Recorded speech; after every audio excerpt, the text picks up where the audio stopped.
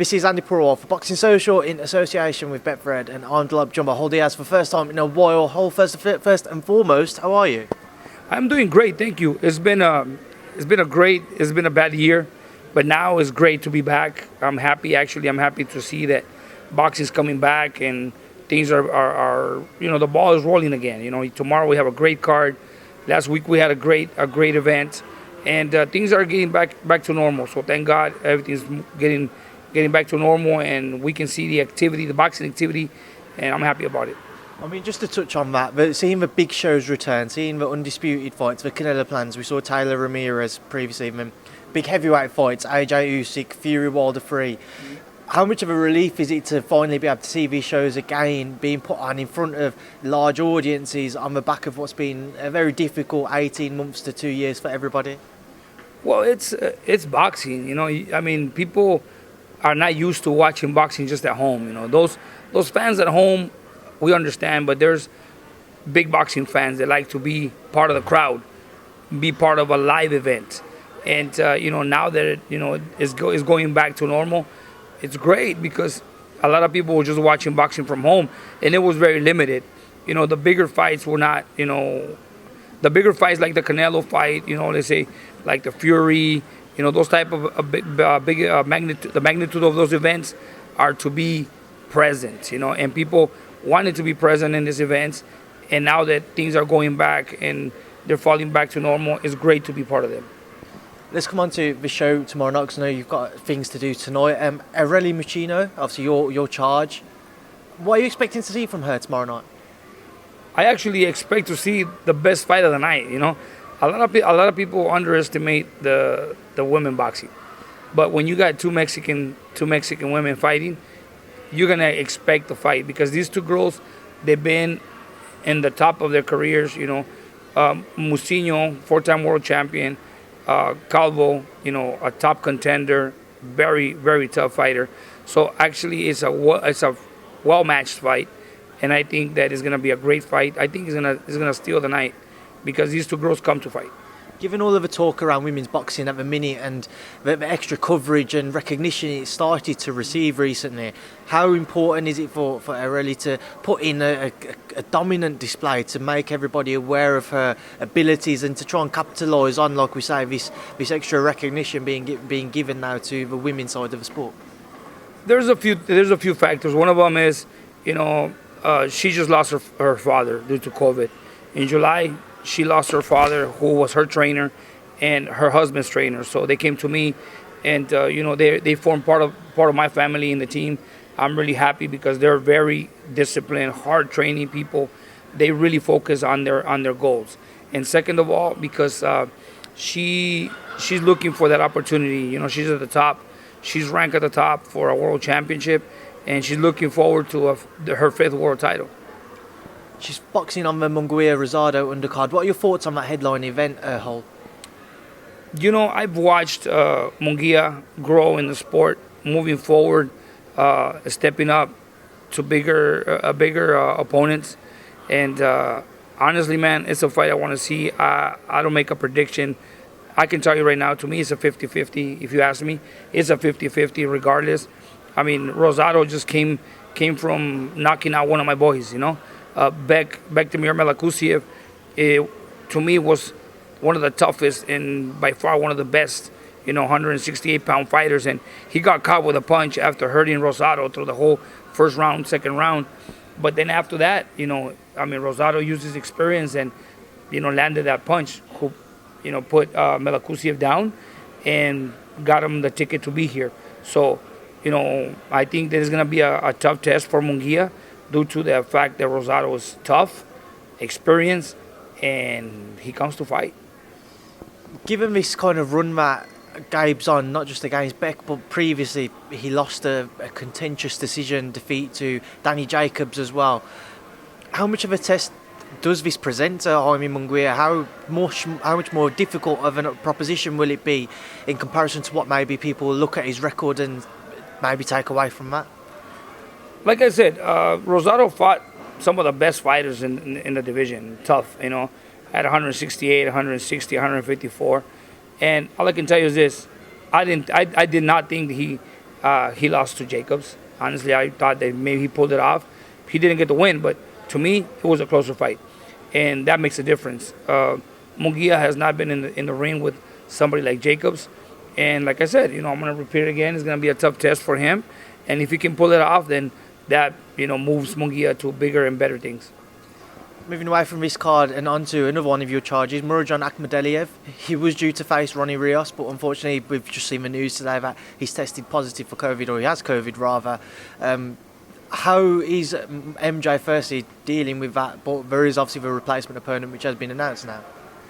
It's part of the situation, we understand, and we have to deal with it, because the previous date that we had for Akhmadaliev against Rios, Akhmadaliev got COVID, so it was postponed. And now that we came to this date, now Rios got COVID. So it's part of life. We can't see it in a bad way. All we can say is, things happen for a reason, and there's time ahead. We were fortunate enough to keep the fight alive. So Akhmadaliev will fight, stay busy fight. I think I don't know if it's going to be for the title or not, but he's going to fight the same day, and we're going to be waiting for Rios after he recovers, and in the future we have another date. Jose Velasquez is the man who's stepping in now to face MJ. What do you know about Jose? Well, as little as I saw Velasquez, he's tough. Believe me, he's tough. He's not a pushover. He's a kid that comes to fight, and I think his last 5 wins, he's been looking really good. So we're not taking this fight easy. We prepared for Rios, and we know that it was a tough fight. So not because we got a last-minute replacement means that we're gonna, think it's an easy fight. It's not. There's no easy fights in boxing. Moving away from that once again and going back to last week, Canelo-Plant, Saul Canelo Alvarez becoming the undisputed champ at 168. What did you make of their fight? Well, first of all, way before the fight, I predicted the fight basically the same way it went. I knew that Canelo was going to have some trouble with Caleb, because Caleb is elusive. He is very athletic and physically strong. Other than that, it was just a matter of time. I said maybe 5 rounds, 6 rounds, Canelo was going to have problems. After the 5th, 6th round, Canelo was going to start, dealing with the distance and landing some good shots. And I honestly thought the fight was going to be over before the 10th round. I always called it before the 10th round. It wasn't the 11th, but it's just the fact is that Canelo-Plant, he's a great fighter, he's a great boxer, but he doesn't have the power for Canelo to respect him. Canelo is a Mexican fighter that feels your punch, and if you don't hurt him, he will not respect you. He'll push through. The same thing with Saunders. I predicted the same type of fights. I said, Saunders, great boxer, great ability to move around the ring, to slip and move, but against a Canelo that will not respect you if you don't have the power. It's interesting you say that, because people now are starting to suggest that they want to see Canelo move up to 175 and face somebody like an Artur Beterbiev, and they seem to think that him effectively moving up is the only way we may well see him, if in the end, lose again since the Mayweather defeat. Do you think that's most likely? If he was to fall short in a fight, it's going to be him just moving up one too many weights? Look, Canelo has the high card. Basically, he is the boss. At 168, eventually he's going to run out of opponents. And he's going to have to take a risk against those top names in the 175-pound division. But at the same time, Canelo has more to gain. If he moves up to 175 and fights Beterbiev or anybody in that division, and let's say, for example, Canelo moves up, steps up to 175, and he loses a fight, he can go back to 168 and still be the king at 168, He's just trying something, he's risking another division, because eventually he's going to run out of opponents at 168. Moving away from that, obviously you've previously shared the ring, he had a charge share the ring with Canelo in Avni Yildirim on his way to becoming that undisputed champion. Since then you guys had split. I just wanted to get kind of your take as to how things ended between yourself and Avni, because I remember seeing you both in Miami and you were so close and you spoke so well and highly of each other. Well, look, Avni and I, we're still in contact, I understand it was a tough moment, a tough situation for Avni, because stepping in the ring against the pound for pound best fighter in the world, and trying trying his best in there. You know, I just think that sometimes you're not ready for that magnitude of event. You know, the magnitude of the opponent it's in front of you, and Andi has a lot of pride. Great kid, he has a lot of pride, and I just think that he was embarrassed at first. He didn't want to speak. He didn't want to talk to anybody, and I understand. I understand his feeling because he felt that he could do it. I mean, like every fighter that steps in the ring with Canelo, they feel like they got the potential to pull through a fight. But once they feel Canelo's power, once they feel his ability, it's a different ball game. And you know, I think he was just demoralized, and for some time, he basically disconnected himself from the world, and he didn't want to talk to anybody. But that's understandable. Final one before I do let you go, because we've gone a bit longer than what I said, Hall. Crawford Porter next week. What are your thoughts? How does it play out? You know, I like them both. Porter, great guy, very physically strong fighter.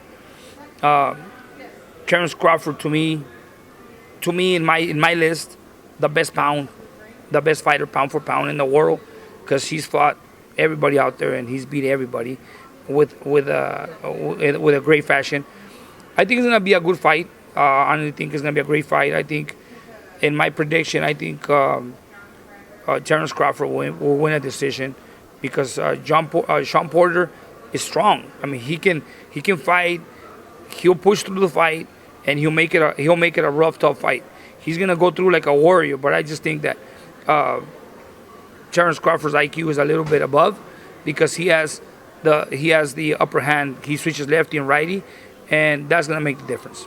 Just to pick up on that, you said you see Crawford as the pound for pound number one. Is that ahead of Canelo then? Honestly, I think I've always said it. I like Canelo. He's doing a lot of great things in his career. But honestly, on top of all these fighters of this era, Terence Crawford to me is pound for pound the best fighter right now. Hall, we will leave up there now. I'll leave you to enjoy the rest of your evening. I know you've got to shoot off and you've got some stuff to sort out ahead of tomorrow night. Best of luck, and it's great to see you again. Thank you so much. It's always a pleasure, man. Anytime. Thank you all for supporting the boxing, and you know, thank God everything's falling back to normal. Hopefully, we can see some great fights before the end of the year. And 2022, man, God willing, we're gonna have some great boxing events.